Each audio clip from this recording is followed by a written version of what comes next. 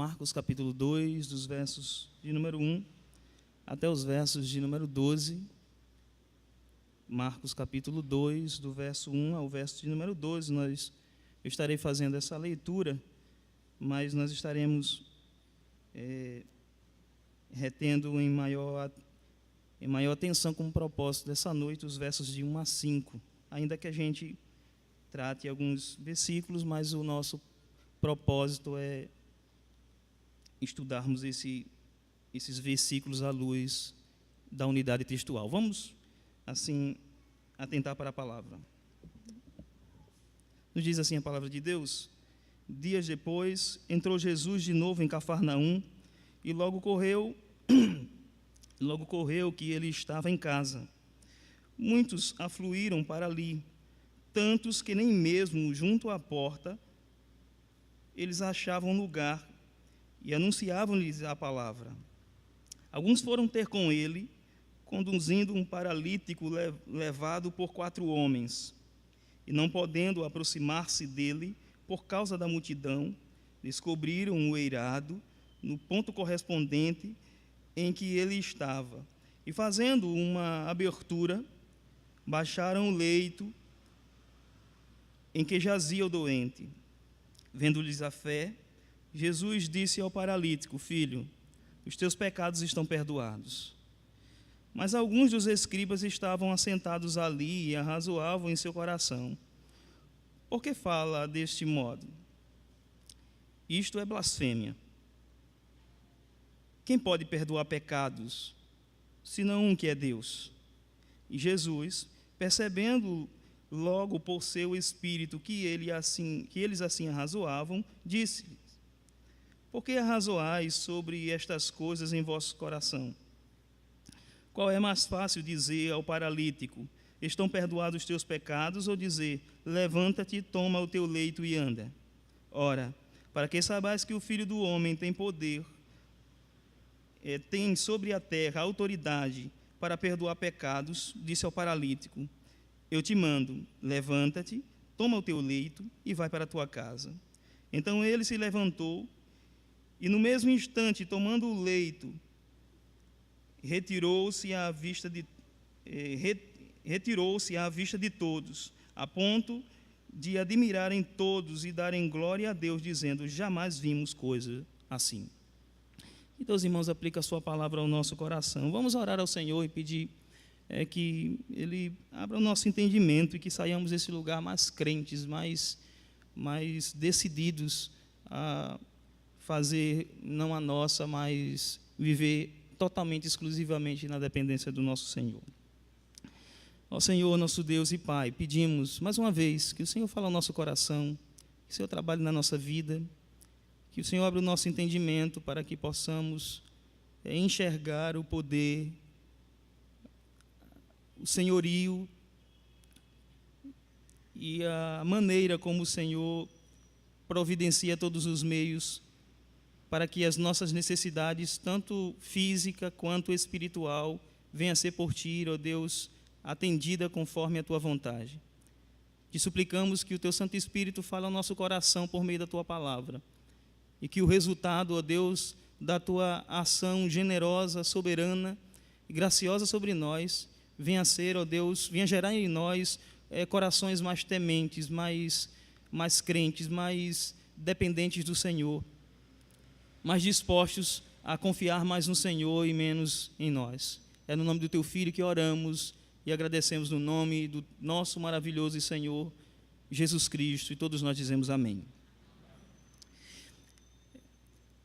Estava visitando uma senhora exatamente hoje, lá no Santa Maria, e alguns dias ela não estava podendo ir à igreja, e descobri que ela estava adoentada, já é uma senhora de 77 anos, e estive lá visitando, e ela, para os irmãos de cabelos brancos, sabe que nem para todos, aos 77 anos, a saúde é tão forte assim, né? Alguns já caminham, mas vivem numa base de muitos remédios. E ela, como qualquer um ser humano, também tem suas limitações, e estava com a sua pressão, com o colesterol, ela é semi-analfabeta, e estava misturando os remédios, enfim, tinha ido ao médico, e médico estagiário, nada contra do estagiário, porque está passando um processo de aprendizado, mas que o médico, assim, não sei dizer se era formado ou não, mas disse que, na condição que ela estava, a probabilidade é que ela teria que amputar as 2 pernas. Ontem levaram ela, orientado por alguns irmãos, orientei ela a ir ao médico, os irmãos levaram ela ao médico, e, na verdade, identificou que o problema dela era a depressão, e ela precisaria só regularizar, tomar alguns remédios para dores, porque provavelmente tinha afetado a circulação, e ela, por conta disso, ela não estava andando devidamente. Por que essa introdução a respeito de algo verídico? Porque ele elucida, essa história elucida exatamente o contexto em que nós estamos inseridos. Entre um médico que pode falhar e o médico dos médicos que dá o diagnóstico exato do ser humano. Quando nós entramos nesse texto, nós encontramos não apenas um homem, mas um homem-Deus. Não apenas um médico que enxerga o problema físico do homem, mas o médico que é o próprio Senhor dos médicos, que enxerga o real problema do coração do homem. Observe que o Senhor Jesus Cristo, nesse texto, é apresentado aqui o seu ministério. O Senhor Jesus, ele conclui a sua passagem na Galileia e volta para a sua terra em Cafarnaum. Dos versos 35 até o 39, traz isso. Mas antes dele atravessar o mar, ou se alguns podem assim entender, o lago, para Cafarnaum, há uma pessoa que tem um encontro com o Senhor Jesus Cristo, e era alguém que era excluído da sociedade, era um leproso. Esse leproso, ele se aproxima de Cristo, e é interessante que ele enfrenta tudo aquilo que era uma represária contra esses tipos de enfermos naquela sociedade, naquela condição de então. Porque um leproso, ele assim identificado, ele era excluído da sociedade, ele não podia estar vivendo mais, os seus bens eram queimados, eles deveriam agora viver totalmente separados, e alguns viviam em cavernas. Esse homem, quando enxerga o Senhor Jesus Cristo, do verso 40 até o verso 45 do capítulo 1, ele se aproxima de Jesus com toda a sinceridade, e embora ele esteja naquela condição deplorável. E é interessante que Jesus, verso de número 41, ele se compadece daquela condição em que aquele homem se encontrava. E é interessante aqui, porque durante o verso 40 até o 45, não se fala nada sobre a fé daquele homem, mas sim sobre a sinceridade em que ele procura o Senhor Jesus Cristo para ser liberto do seu problema físico, que era a lepra. O Senhor, conhecendo a sua sinceridade, a sua necessidade física de ser curado, Jesus Cristo assim o cura e dá uma ordem a esse homem. Verso de número 44, leia comigo. E lhe disse: olha, não digas nada a ninguém, mas vai, mostra-te ao sacerdote e oferece pela tua purificação que Moisés determinou, para servir de testemunho ao povo.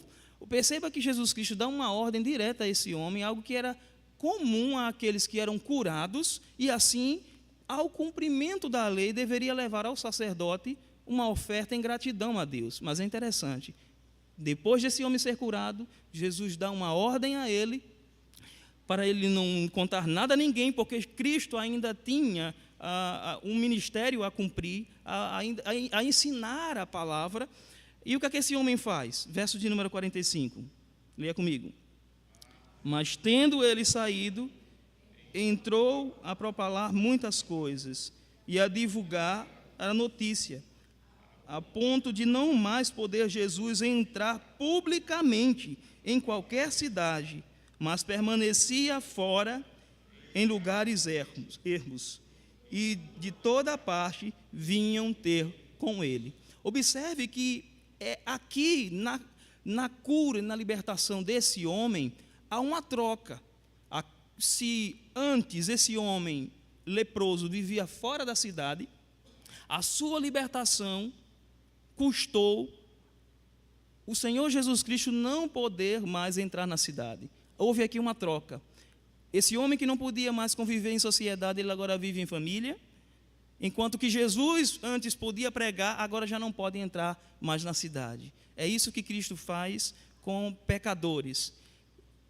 E isso aponta para o alto preço que Cristo pagou. No entanto, deve-se aqui destacar que, embora esse homem tenha recebido a bênção comum, a graça comum de Deus em assim ser purificado da lepra, havia um problema que é tratado aqui a respeito, no capítulo número 2, que é sobre a questão da autoridade de Cristo. Esse homem, embora fosse curado, ele desobedeceu o Senhor Jesus. E é importante entendermos isso, porque muitos de nós recebemos muitas bênçãos, não são poucas as pessoas que Deus tem se compadecido, tem abençoado a vida de muitos, mas ainda assim, mesmo uma vez restaurado, seja a saúde, seja a questão social, financeira, não são poucos os que permanecem endurecidos a uma vida de desobediência contra aquele que fez tudo por nós. No capítulo de número 2, então é o texto que nós entramos, aqui ele passa para outra margem. Só que as pessoas que vão procurar o Senhor Jesus Cristo, não vai procurar o Senhor Jesus pela palavra pregada por Jesus, mas sim por aquele homem que desobedeceu a palavra do Senhor Jesus. Aquela multidão que cerca o Senhor Jesus Cristo não busca mais Jesus pela pregação da palavra, por quem de fato é Jesus Cristo, mas sim por aquilo que ele podia fazer. Havia um grupo de pessoas, a grande parte, que ia à procura de Jesus em um evangelho distorcido, fruto da desobediência de um homem que foi curado. Percebeu, irmãos, o que a desobediência pode causar na vida de uma pessoa, embora assim sendo abençoados por Deus? Então, observe o verso de número 2, leia comigo, capítulo 2, verso 1. Dias depois, entrou Jesus de novo em Cafarnaum, e logo muitos afluíam para ali, tantos que nem mesmo junto à porta eles achavam um lugar e anunciavam-lhes a palavra. Então percebam, uma grande multidão iam até o Senhor Jesus Cristo, e é interessante que antes disso, o verso de número 1 diz que depois entrou Jesus de novo em Cafarnaum, e logo correu que ele estava em casa. Mateus capítulo 8, verso de número 20, nos diz as palavras de Jesus, a seguinte afirmação: mas Jesus lhe respondeu, as raposas têm os seus covis, e as aves dos céus ninhos, mas o Filho do Homem não tem onde reclinar a cabeça. E aqui em Marcos nos diz que depois entrou Jesus de novo em Cafarnaum, e logo ocorreu que ele estava em casa. É interessante, irmãos, perceber aqui que traz uma afirmação que, quando a gente lê o texto rapidamente, parece que Jesus de fato tinha uma casa, e parece que é uma contradição quando diz em Mateus que Jesus não tinha onde reclinar a cabeça. O texto não está preocupado em dizer se a casa era de Jesus, se a casa era dos pais de Jesus, ou se a casa era de alguns dos discípulos, ou até mesmo alugada para que assim o Senhor Jesus pudesse ficar. O que nos traz aqui o texto, a menção, é que Jesus Cristo tinha um local apropriado ao ponto dele se sentir em casa. Então, não se traz para nós a levantar a suposição se a casa de fato era dele ou não, mas sim que era um local onde ele se sentia confortável. E é interessante que o texto assim prossegue, dizendo: muitos afluíram para ali, tantos que nem mesmo junto à porta eles achavam lugar, e anunciavam-lhes e anunciavam-lhes a palavra. É nesse momento em que as pessoas vão à procura do Senhor Jesus Cristo, por causa do milagre acontecido com aquele homem, que Jesus agora tem a oportunidade de corrigir e mostrar a real necessidade do homem. Então, observe que é aqui onde entra no verso 3, alguns personagens que nós devemos destacar nesse texto, que é algo que é propício para o contexto em que nós estamos inseridos nessa noite. Nós saímos da nossa casa, na grande maioria dos nossos trabalhos, de uma jornada de trabalho, e além de ouvir a palavra, estudar as Escrituras, nós teremos momentos de apresentar a Deus as nossas petições. E é nesse momento em que muitos de nós podemos estar no lugar certo, na hora certa, mas com as motivações do nosso coração não tão certo assim, ou até mesmo totalmente distorcido do real propósito de Deus, da nossa maior necessidade que precisa ser tratada. Então, observe, leia comigo o verso de número 3. Alguns foram ter com ele, conduzindo um paralítico, levado por 4 homens. Verso de número 4. E não podendo aproximar-se dele, por causa da multidão, descobriram o eirado no ponto correspondente ao que ele estava, e fazendo uma abertura, baixaram o leito em que jazia o doente. Algumas coisas devem ser destacadas aqui, que muitas das vezes nós passamos desapercebidos. Observe que o verso de número 3 nos diz: alguns foram ter com ele, conduzindo um paralítico, levado por 4 homens. Então não eram 5, eram mais que 5. Não apenas os 4 homens que carregavam aquele homem doente, como também outras pessoas que assim criam que, semelhantemente àquele homem leproso que foi curado, Jesus Cristo também poderia curar aquele homem que estava enfermo. Não se traz aqui o texto mostrando qual foi o problema que causou a deficiência daquele homem, a paralisia daquele homem. Mas o que o texto nos deixa bastante claro é que o homem doente, ele tinha um problema tão sério de saúde que a sua condição locomotora estava comprometida ao ponto de ser conduzido por outras pessoas. Mas observe, se tem algo que era comum a esses homens, é que havia alguém que poderia, assim, curar e restaurar a vida desse paralítico. Perceba que eles olham para Cristo, e aqui da parte desses homens, tanto daquele grupo de pessoas, que diz o verso de número 3, alguns foram ter com ele, conduzindo um paralítico levado por 4 homens, ou seja, não apenas os 4, mas havia outras pessoas, tinha algo em comum, que se eles levassem essa pessoa que estava doente até Cristo, Cristo seria aquele que poderia curar de fato aquele homem. E observe aqui que o verso número 4 vai mostrar o esforço que eles fizeram para levar esse homem até o Senhor Jesus Cristo. O verso número 4 nos diz: e não podendo aproximar-se dele, por causa da multidão, verso de número 2 vai mostrar que não havia espaço, eles estavam a casa, ela parecia ser um pouco pequena para a grande multidão que estava ali, e o verso de número 4 vai mostrar que era uma casa simples, a gente vai tratar desde já, nos diz: e não podendo aproximar-se dele, verso 4, por causa da multidão, descobriram o eirado no ponto correspondente em que ele estava, e fazendo uma abertura, baixaram o leito em que jazia o doente. Tudo bem. Aproximando-se dele, e não podendo aproximar-se dele, por causa da multidão, descobriram o eirado.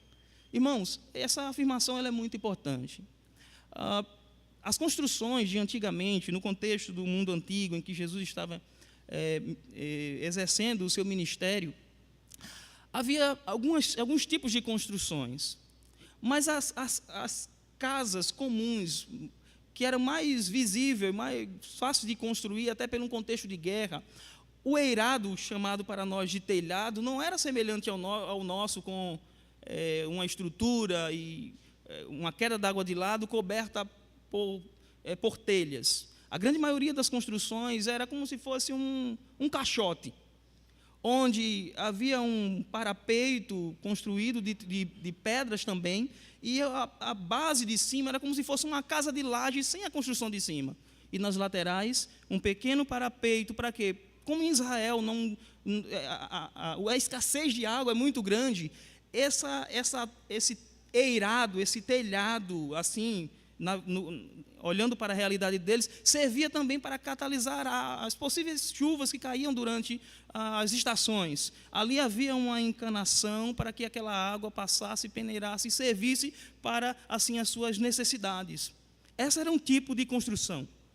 Ela era um eirado, uma base construída de pedra semelhante às laterais e o fundo. Então, quem tinha condições, construía algo dessa natureza, porque certamente, se fosse terremoto ou guerra, você teria uma casa bem rígida. Então, teria que ter uma condição para construir algo dessa natureza. E nesse tipo de construção, havia por dentro apenas um pequeno acesso. Como quando nós vamos construir uma casa de andar, nós deixamos aquele vão para que mais na frente construa a escada, para dar acesso ao primeiro piso. Então, na realidade, não existia primeiro piso, mas apenas o buraco que era fechado. Esse era um tipo de construção. Então, para esses homens subir e levar para um local e cavar o buraco, cavar as pedras para colocar, certamente nos aponta que não era esse tipo de construção, mas um outro tipo de construção para aqueles que não tinham condições. E como era essa outra construção?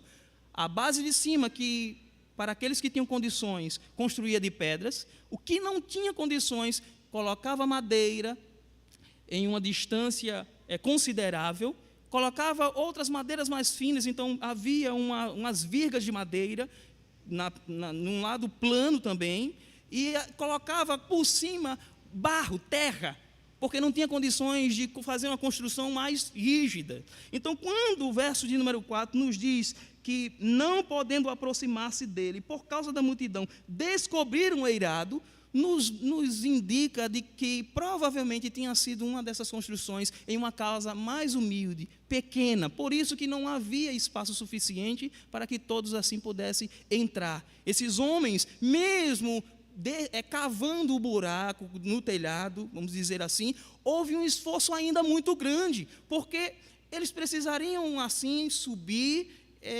para assim limpar, e essa água que caía também tinha todo aquele sistema, obviamente não com a mesma firmeza e estrutura de uma casa construída totalmente com pedra, mas certamente houve desses homens um esforço muito grande para quebrar aquele telhado feito de argila com madeira, para que assim no local exato pudesse assim descer o paralítico, e o paralítico ali ter um encontro com Jesus. Tanto o paralítico quanto aqueles homens tinham essa certeza de que, se fosse até o Senhor Jesus Cristo, Cristo iria mudar a situação daquele homem. E esses homens vão até o Senhor Jesus. Nós não sabemos se ele usou uma escada, mas que, como tinha aqui uma ajuda de muita gente, enfim, ele teve um encontro com o Senhor Jesus, cavou aquele telhado, aquele eirado, desceu aquele homem, e então o verso de número 5 nos diz, todos juntos: vendo-lhes a fé, Jesus disse ao paralítico: filho, os teus pecados estão perdoados. Isso é fantástico, porque até então nós encontramos aqui todos indo ao Senhor Jesus, crendo que Jesus poderia resolver os seus problemas exteriores. Tanto que esses que levam esse homem paralítico, nós não sabemos se eram parentes, mas que eles tinham também a mesma fé que tanto Jesus poderia curar os seus problemas físicos, como também curar aquele homem. Mas observe, o verso de número 5, Jesus faz uma diferença aqui do tipo de fé do paralítico para com relação à fé daqueles outros homens que estavam ajudando aquele enfermo. Observe, o que é que Jesus diz? Vendo-lhes a fé. Ele não diz aos outros, mas diz ao paralítico. Jesus disse ao paralítico: filho, os teus pecados estão perdoados. Isso é muito importante entender aqui, irmãos. Algo que Jesus está mostrando aqui. A enfermidade no mundo antigo, para aqueles que nasciam cegos, com lepras, que não podiam andar, aleijados, mãos ressequidas, a tradição apontava e o problema daquele homem, aferia o problema daquele homem ao pecado que ele assim cometeu ou que ele herdou dos seus pais. Mas observe, a fé dos homens que levaram o paralítico até o Senhor Jesus é que Jesus poderia curar, que Jesus poderia libertá-lo. Mas o homem paralítico que não fala nada, igualmente os demais homens, ao olhar para o Senhor Jesus, até o encontro com o Senhor Jesus Cristo, ele aferia o problema, ele olhava para o real problema dele e entendia que o problema dele não era o físico, mas era o espiritual. Aquele paralítico, ele entendia que a condição que ele estava, o maior problema era os seus pecados. E observe como Jesus trata esse problema, vendo-lhes a fé. E é aqui, irmãos, a doutrina maravilhosa do atributo incomunicável de Deus, que é a sua onisciência.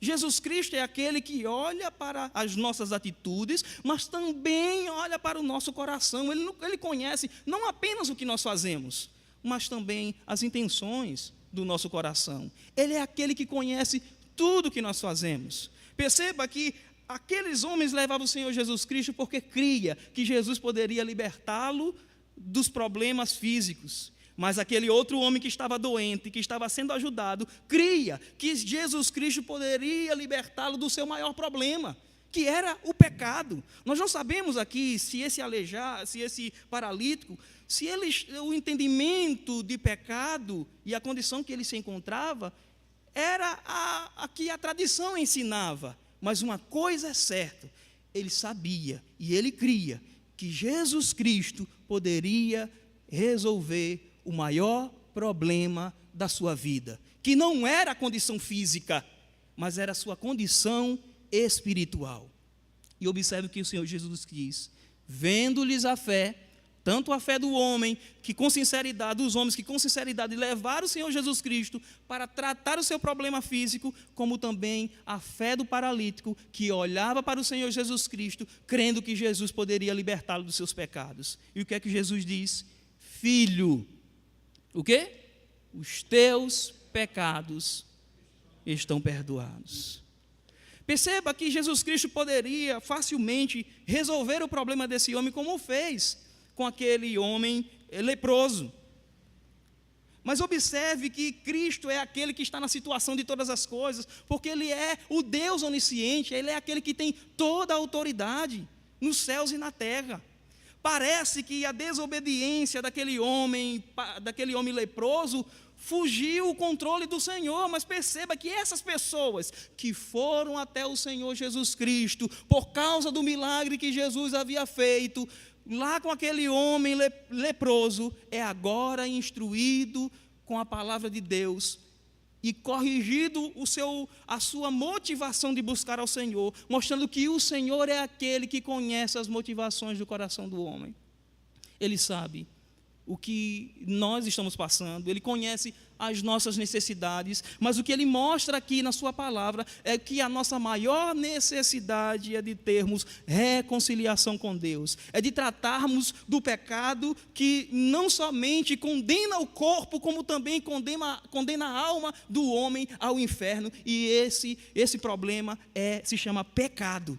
Só Cristo é aquele que realmente pode tratar a maior necessidade do homem. E se nós, ao chegarmos à casa do Senhor, a apresentar os nossos pedidos, antes de todas as coisas, devemos suplicar a Deus a sua misericórdia, para que Ele, acima das nossas necessidades físicas, porque Deus também se importa com a nossa necessidade, com os nossos problemas de saúde, com os nossos problemas de falta de emprego, com desajuste familiar, Cristo é aquele que se compadece de nós, porque somos pecadores, porque somos limitados, mas precisamos, diante do Senhor, apresentar ao Senhor, com fé sincera, a nossa maior necessidade, que é de termos os nossos pecados perdoados. E se assim já formos perdoados, vivermos uma vida de gratidão, reconhecendo quem nós somos e quem é o Senhor. Nós somos pecadores, mas Cristo é aquele que tem todo o poder, não somente para resolver as nossas necessidades temporais, mas como, acima de tudo, resolver as nossas necessidades eternas. Por isso, meus amados irmãos,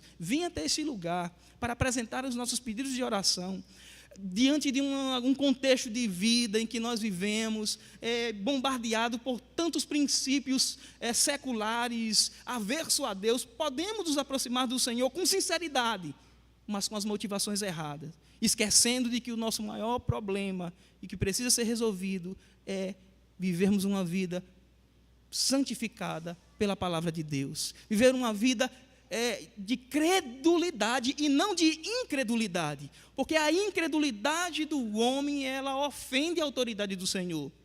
E aqui, onde é apresentado no verso de número 6, que Cristo, como Deus encarnado, onisciente, que conhece o coração do homem, Ele não conhece e sabe apenas a fé daqueles que se aproximam do Senhor, mas conhece também o coração daqueles que, mesmo perto do Senhor, pode viver uma vida de incredulidade. Será mesmo que Deus pode resolver isso na minha vida? Será mesmo que Deus pode fazer isso? Ah, não. Isso me faz lembrar um assunto verídico, um caso verídico, onde um irmão no culto de oração pediu a oração pelos irmãos, por ele, porque tinha saído da empresa e a empresa não tinha pago o correspondente, e ele colocou na justiça.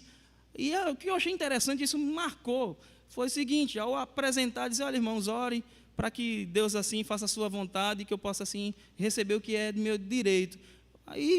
Até aí tudo ok, mas depois dizer: mas eu sei que não vai resolver mesmo, porque o patrão tem, são muitos advogados, então orem.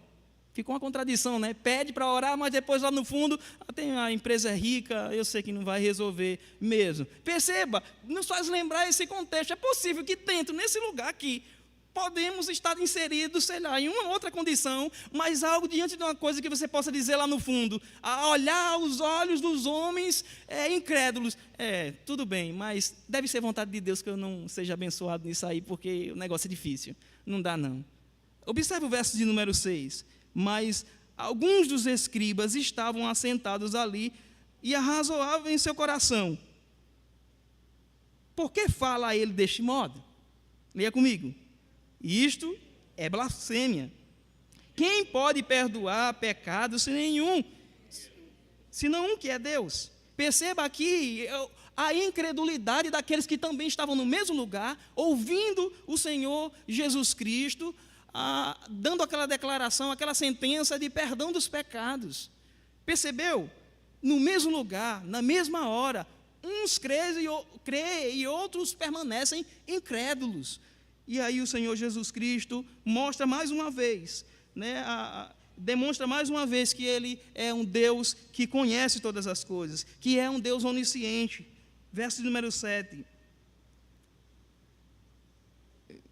Verso número 8, todos juntos. E Jesus, percebendo logo em seu espírito que eles assim arrazoavam, disse-lhes: por que arrazoais sobre estas coisas em vosso coração? Está lá no coração. Quando a gente lê os primeiros textos, o primeiro versículo 7, aqui parece que eles estavam falando uns com os outros, mas isso está se passando no coração. Eles estavam vendo, mas lá no coração dizendo: gente, mas quem é esse homem que vai dizer que perdoados são os seus pecados? Isso aí quem faz é só Deus, lá dentro do coração. Ninguém estava ciente, mas Deus em Cristo conhecia o que se passava no coração daqueles homens. E então Jesus Cristo dá essa declaração fantástica no verso de número 9. Qual é mais fácil? Dizer ao paralítico: estão perdoados os teus pecados? Ou dizer: levanta-te, toma o teu leito e anda? Verso de número 10. Todos. Ora, para que saibais que o Filho do Homem disse ao paralítico: eu te mando, levanta-te, toma o teu leito, vai para a tua casa. Esse é o Cristo que nós adoramos nessa noite. É aquele que prova a sua autoridade, a sua divindade, por meio da sua onisciência. Eu não sei o que se passa nesse momento na sua cabeça, no seu coração, mas a palavra de Deus nos revela aquele que conhece o exterior e o interior do mais íntimo do nosso ser. Por isso, essa mensagem, esse estudo, nos convoca como servo de Deus a nos apresentarmos com humildade diante de Cristo, daquele que se encarna, que é capaz de resolver os problemas mais difíceis da nossa vida, mas é necessário que nós nos apresentemos diante do Senhor, reconhecendo o seu poder, reconhecendo o seu senhorio, reconhecendo a sua grandeza, quem é Ele diante de nós, que possamos reconhecer que a nossa maior necessidade, o nosso maior problema, Cristo já resolveu na cruz, para com aqueles que creem em seu nome.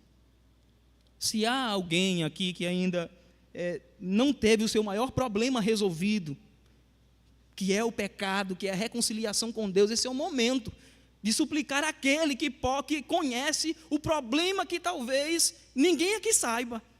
1 ano, 2 anos, 3 anos na igreja, aparece com crente, fala como cristão, anda com a Bíblia na mão, mas lá no coração ainda não passou e nunca teve um verdadeiro encontro com Cristo. Filho de crente, pai de crente, mas que o nosso maior problema não é falta de emprego, não é problema de saúde, não é essas questões temporais. O nosso maior problema, Cristo pode resolver. E nós precisamos, urgentemente, diariamente, termos essa convicção de que nele nós somos libertos da miséria do pecado. Que nós não podemos mais nos dar o luxo maldito de vivermos uma vida incrédula, de vivermos uma vida questionando a maneira como Deus nos governa e nos dirige, as bênçãos que Ele nos dá ou que Ele não nos dá. Nós precisamos, carecemos urgentemente suplicar ao Senhor que Ele aumente-nos a fé, que Ele retire de nós tudo quanto ofende a sua santidade, porque nós carecemos viver uma vida crente no Deus que mudou o nosso destino e muda o destino de todos aqueles, muda a vida de todos aqueles que se aproximam do Senhor com arrependimento e fé. Verso de número 12, todos juntos. Então ele se levantou e no mesmo instante, tomando o leito, retirou-se à vista de todos, a ponto de admirarem todos e darem glória a Deus, dizendo: jamais vimos coisa assim. A glória deve ser dada a Deus. O que Deus faz, o que Cristo faz na nossa vida, o que Deus faz, deve ter na nossa vida um reflexo da glória do próprio Deus. É engrandecer ao Senhor, é dizer: eu sou o que sou, porque Cristo agiu. Eu sou o que sou, eu tenho o que tenho, porque foi o Senhor que fez tudo por mim. Que Deus nos abençoe, que Deus trabalhe na nossa vida, que nos aproximemos do Senhor, não como desobedientes, não como incrédulos, mas como crentes, obedientes, tementes ao Senhor, que tem todo o poder, toda a autoridade, que nos conhece, não só por fora, como também o mais íntimo da nossa vida. Que Ele nos abençoe e que possamos, com essa palavra, termos com intrepidez a ousadia de apresentar os nossos pedidos ao Senhor, que faz infinitamente mais do que assim podemos imaginar. Vamos orar. Ó Senhor, nosso Deus e Pai, nós te damos graças e bendizemos o nome do Senhor. E agradecemos a Ti por Tua graça, por Tua fidelidade. Agradecemos ao Senhor, ó Deus, porque é o Senhor que dirige os nossos passos. É o Senhor que não tem, ó Deus, permitido que os nossos pés vacilem, mas é o Senhor que tem nos sustentado, é o Senhor que tem nos ensinado, é o Senhor que tem moldado o nosso caráter. E a Cristo deve ser assim dado toda a glória, toda a honra e todo o louvor.